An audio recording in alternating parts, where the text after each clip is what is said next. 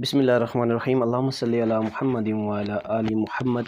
अस्सलाम वालेकुम students of class 9th। बेटा मैथमेटिक्स न्यू बुक जो है नेशनल बुक फाउंडेशन, इसमें एक्सरसाइज नंबर 2.1 क्वेश्चन नंबर 4 करेंगे।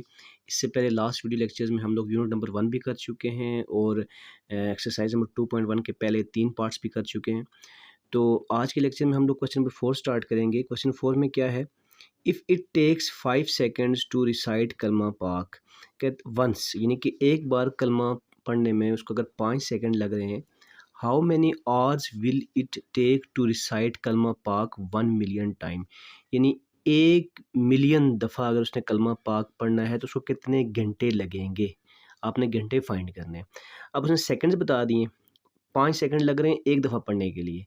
अगर हम 1 मिलियन को पहले 1 मिलियन टाइम कलमा पाक का हम लोग सेकंड्स में टाइम निकालेंगे कि कितने सेकंड्स लगेंगे, फिर उस सेकंड्स को हम लोग कन्वर्ट कर देंगे आवर्स में। बड़ा आसान है, ठीक है। फिर उन आवर्स को कन्वर्ट आवर्स इनटू डेज़, इनको डेज़ में कन्वर्ट करना है एंड राइट द आंसर, और आंसर को लिखना है इन स्टैंडर्ड फॉर्म में आंसर को लिखना है। Round of the answer discarding the decimal part को हटा के आपने आंसर को राउंड ऑफ करके लिखना है। देखें सॉल्यूशन इसका बहुत सिंपल सा सॉल्यूशन है, आसान है। अब देखें ये आप सबसे पहले लिखेंगे सॉल्यूशन में टाइम टू रिसाइट, यानी कि कलमा पाक पढ़ने के लिए time to recite Kalma Pak, ठीक है, वंस, एक बार पढ़ने के लिए उसको कितना टाइम चाहिए, 5 सेकंड चाहिए उसको, ऐसे इसी लिख देते हैं, ठीक है। अब कितनी दफ़ा उसने कलमा पाक पढ़ना है, 1 मिलियन टाइम, ठीक है। तो आप लिखेंगे, पहले हमने टाइम फाइंड कर देना है इन सेकंड्स में, ठीक है। Total time in seconds to recite Kalma Pak, ठीक है।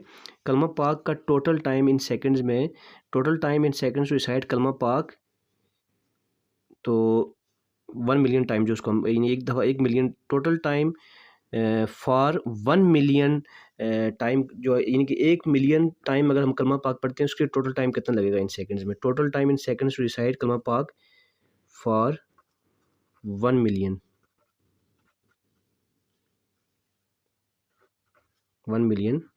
टाइम्स। तो उसके लिए क्या करेंगे हम लोग, यहाँ पे लिखेंगे हम लोग इक्वल टू, अब देखिए 1 मिलियन है ना, 1 मिलियन का मतलब है कि 10 लाख, ये 1 मिलियन है, ठीक है। यूनिट 10, 100,000, 10,000, लाख, 10 लाख, यानी 10 लाख का मतलब होता है 1 मिलियन। अब 1 मिलियन जो कलमा है उसको 1 मिलियन टाइम पढ़ने के लिए कितने सेकंड लगेंगे, मल्टीप्लाई बाय 1 सेकंड, एक दफ़ा पढ़ने के लिए 5 सेकंड लग रहे थे, तो 1 मिलियन को 5 से मल्टीप्लाई कर देंगे, सॉरी 10 मिलियन को, तो 10 मिलियन को जब हम 5 से मल्टीप्लाई करेंगे 1 मिलियन को 5 से, तो ये बन जाएगा कितना, 5 मिलियन बन जाएगा। 5 1 ज़ा 5, ठीक है, तो ये 5 मिलियन बन जाएगा। आगे फिर वही 3 ज़ीरो आ जाएंगे, 3 और, ठीक है। तो ये हमारे पास कितना बन गया, 5 यानी 5 मिलियन सेकंड्स लगेंगे उसको कलमा को 5 यानी 1 मिलियन दफ़ा कलमे को पढ़ने के लिए उसको 5 मिलियन सेकंड लगेंगे। अब ये सेकंड्स में आ गया हमारे पास टाइम, ठीक है। Total time in seconds to recite Kalma Pak for 1 million times, तो 1 मिलियन को 5 से मल्टीप्लाई कर दिया तो 5 मिलियन सेकंड्स उसको लग गए, टोटल टाइम लग गया उसको। Total time in seconds, total time in seconds ये आ गया हमारे पास, ठीक है। अब इस टाइम को हमने कन्वर्ट करना है आवर्स में, ठीक है। इसी टाइम को हम क्या कन्वर्ट करेंगे, आवर्स में। नाउ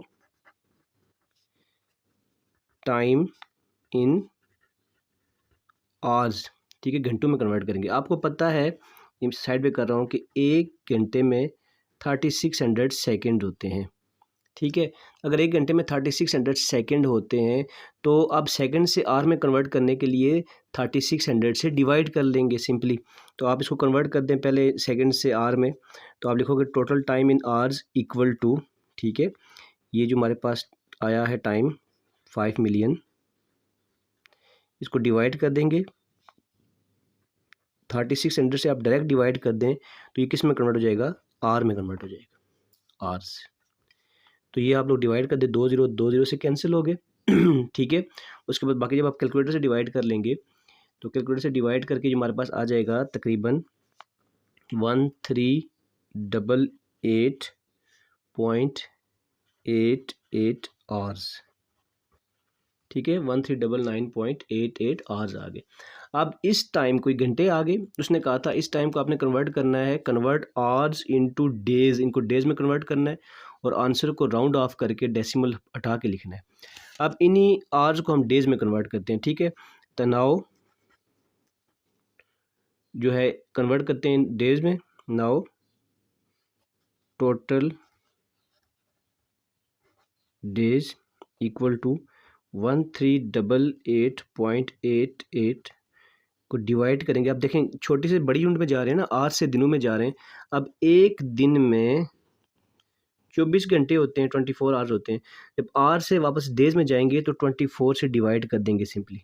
1388 डिवाइडेड बाई 24, तो ये हमारे पास कितना आ जाएगा, इसको डिवाइड जब करेंगे तो हमारे पास आ जाएगा 57.87 days.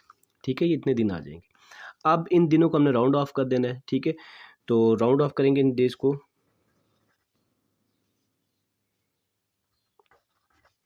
Rounding off to nearest whole number,